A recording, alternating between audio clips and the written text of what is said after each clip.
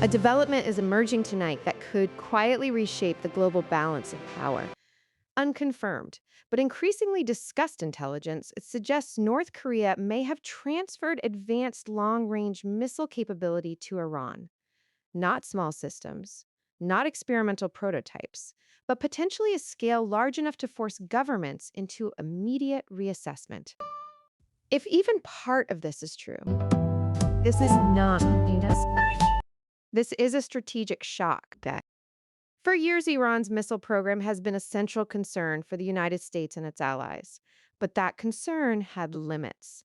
Iran's capabilities were largely regional, dangerous, yes, but geographically contained. North Korea changes that equation entirely because North Korea doesn't build for the region. It builds for distance, and distance is power. If that kind of capability has been shared even partially, it means Iran's reach may no longer stop at its borders or even its region. It introduces the possibility of long range deterrence in a space where it didn't previously exist. That possibility alone is enough to trigger alarm. Inside Washington, the response has been immediate but measured. Officials are not confirming the reports publicly. At the same time, they are not dismissing them either.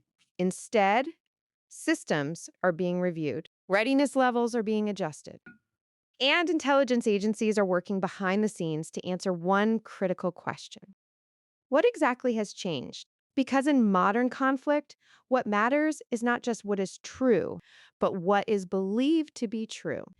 And right now, belief is shifting. The relationship between North Korea and Iran is not new. For decades, both countries have operated under heavy sanctions, often developing parallel systems and at times quietly cooperating in ways that are difficult to fully track. Cooking is half the adventure, too. I love the whole process, chopping up fresh ingredients, maybe some music playing in the background to set the mood. You are humming along, stirring a pot of simmering soup, and the aroma just fills the entire house. It is like a warm hug, is it not? Plus, when you cook with friends or family, it turns into this fun, messy, laughter filled event. Someone is sneaking a taste of the sauce, someone else is telling a silly story. Not coordination, alignment. Alignment. An alignment between two heavily armed, strategically isolated states creates a new kind of pressure on the global system. Now consider the number that's being discussed, 500. There is no verified evidence supporting that exact figure. It may be exaggerated, it may be inaccurate, but in strategic terms, the exact number is almost secondary because you don't need 500 systems to change global calculation. You just need enough. Enough to force a rethink of defense systems, enough to complicate interception strategies, enough to introduce doubt. Enough to introduce doubt. And doubt is powerful because doubt slows decisions. It creates hesitation. And in high stakes environments, hesitation can reshape outcomes. Meanwhile, another layer of this story is unfolding quietly verification. Confirming something like this is not simple. Missile systems are not always transported fully assembled.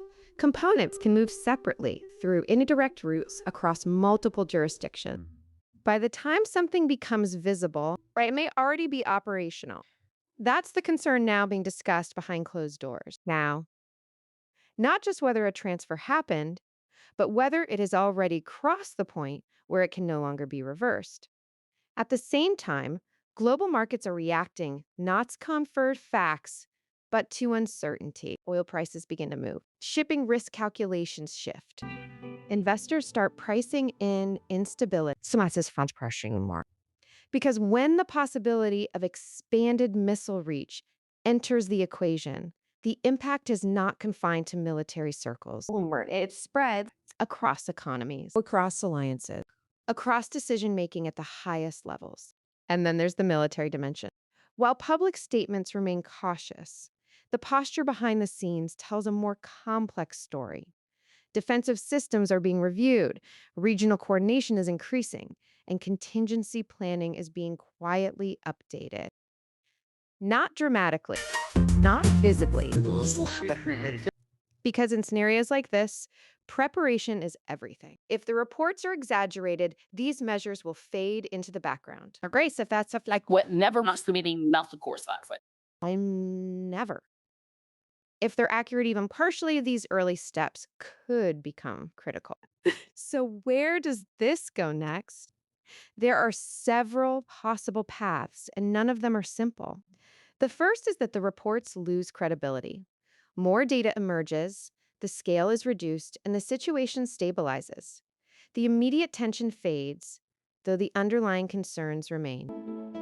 The second path is more complicated, enough to raise alarms, but not enough to trigger direct confrontation. In that scenario, the world enters a prolonged phase of elevated tension. Not war, but not stability either. A slow, constant pressure on global systems.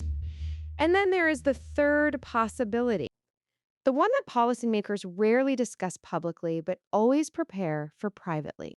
A significant shift in capability followed by a response. Because if a red line is perceived to have been crossed, the pressure to act increases. And not just from governments, but from allies, from institutions, and from domestic audiences. And once action begins, It rarely stays contained. That is how escalation works. Step by step. Decision by decision, signal by signal, until suddenly, what seemed unthinkable starts to feel inevitable. Right now, we are not there, but we are closer than we were before. And that shift, however small it may seem, is what has captured global attention. Because this is no longer just about one country's capabilities. And then add into that it's about deterrence. It's about how nations calculate risk in a world where the boundaries of reach may be changing. And perhaps most importantly, it's about time. Because in situations like this, time becomes compressed. Decisions that would normally take weeks are made in days. Assessments that would take months are rushed in hours. And in that compressed timeline, the margin for error becomes dangerously thin. So for now, the world watches. Quietly. And with growing concern, waiting for confirmation, waiting for denial, Waiting for clarity. preparing for something else. Because even without full verification, the strategic impact is already unfolding. Plans are being adjusted. By land to preparation. alliances are being tested. And assumptions that once felt stable are now being questioned. That is the real story here. Not just what has happened, but what might have changed. And in global politics, that difference matters more than most people realize. Because sometimes the most powerful shift isn't the one you can see. It's the one that forces everyone else to move. Outro. The question now is no longer just whether these reports are true. Well, I think it's from the dreams, not true.